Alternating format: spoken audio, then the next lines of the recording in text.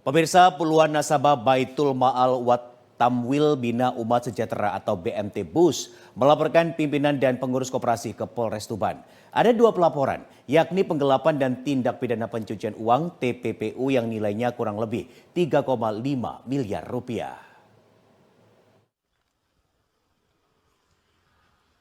Puluhan nasabah Baitul Ma'al Wat Tamwil Bina Umat Sejahtera BMT BUS melaporkan Kepala Manajer BMT BUS, Kepala Pengurus BMT dan semua pengurus koperasi yang berkantor di Jalan Muhammad Yamin 22 Tuban ke Polres Tuban.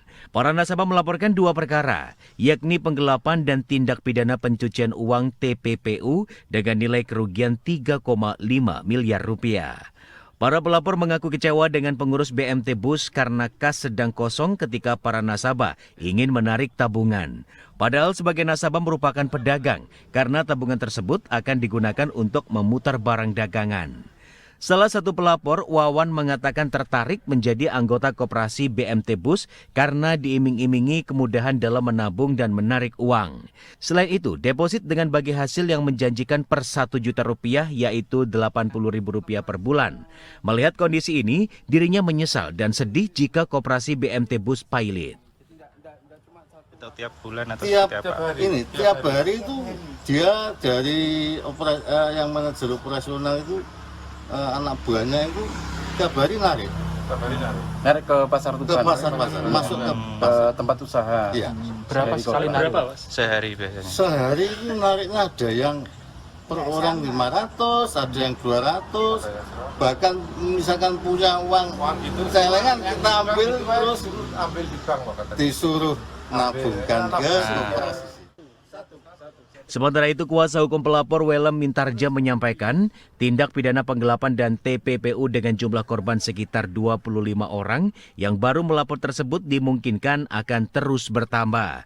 Untuk jumlah nasabah koperasi di Pasar Baru Tuban kurang lebih 250 orang. Dan kerugian sementara yang sudah dihitung dari 250 korban sekitar 16 miliar rupiah. Korban yang didengar bahwa koperasi ini dengar ya Pak, ya, mau dipailitkan. Nah, sedangkan kita sudah mengantongi ini ada beberapa aset yang diduga milik koperasi tersebut itu atas nama pihak ketiga dan atas nama pengurusnya. Nah, atas nama koperasi sendiri tidak ada. Anehnya kan seperti itu. Kita sudah mengantongi beberapa bukti itu. Pengurusnya atau pimpinannya? Semua yang terlibat. Semua yang pengurus ya. 200-an korban sebenarnya. Ya, harapan saya kan teman-teman korban bisa ikut melaporkan juga lah bersama-sama. Sebagaimana dugaan tindak pidana penggelapan dalam jabatan, yaitu pasal 374 KUHP, dijuntokan kepada Undang-Undang Pencegahan dan Pemberantasan Tindak Pidana Pencucian Uang (TPPU), pasal 3, pasal 4 dan pasal 5 serta pasal 6 Undang-Undang TPPU. Untuk posisi kasus pada saat ini masih pemeriksaan saksi-saksi, para nasabah kami periksa.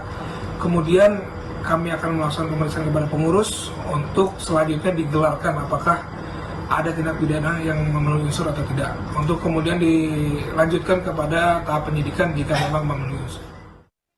Kasus ini menambah daftar panjang dugaan penggelapan yang dilakukan oleh koperasi di Tuban. Sebelumnya, ada 2 kasus serupa yang saat ini masih ditangani Polres setempat. Ziki Muhammad Kusni Mubarok, CTV.